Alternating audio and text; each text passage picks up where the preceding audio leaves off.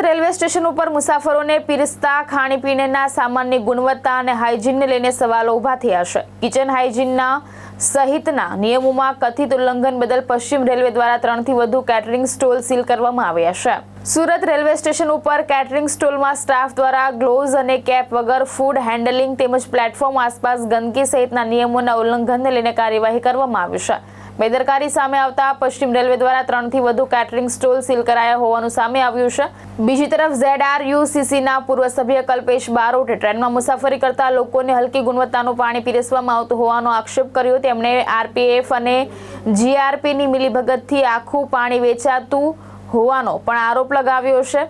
સુરતથી લઈને મુંબઈ ડિવિઝનના સ્ટેશનો સુધી મુસાફરોના આરોગ્ય સાથે ચેડા થઈ રહ્યા હોવાનો દાવો કરી તેમણે રેલવે તંત્ર પાસે તાત્કાલિક અસરકારક કાર્યવાહી કરવાની માંગ કરી છે।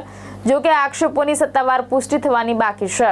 કલ્પેશ બારોટ, પૂર્વ સભ્ય ZRUCC વેસ્ટર્ન રેલવે।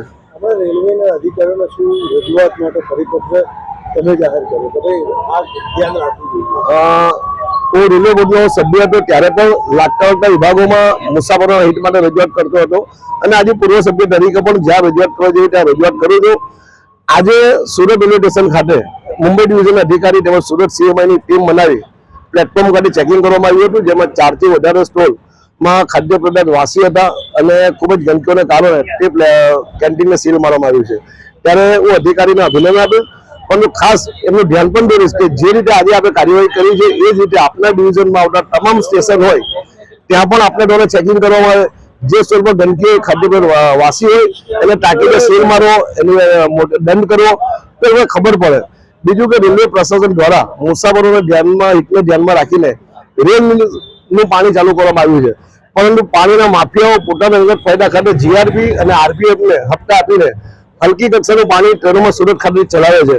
તો RPF, GRP અને CMIને મુંબઈ ડિવિઝનની ટીમ દ્વારા પણ ચાલુ ટ્રેનોમાં પણ સરપ્રાઇઝ ચેકિંગ કરીને જે હલકી કક્ષાનું પાણી વેચાતું હોય એની બધી કાર્યવાહી કરવામાં આવે એવી મારી લાગણીને માંગણી છે।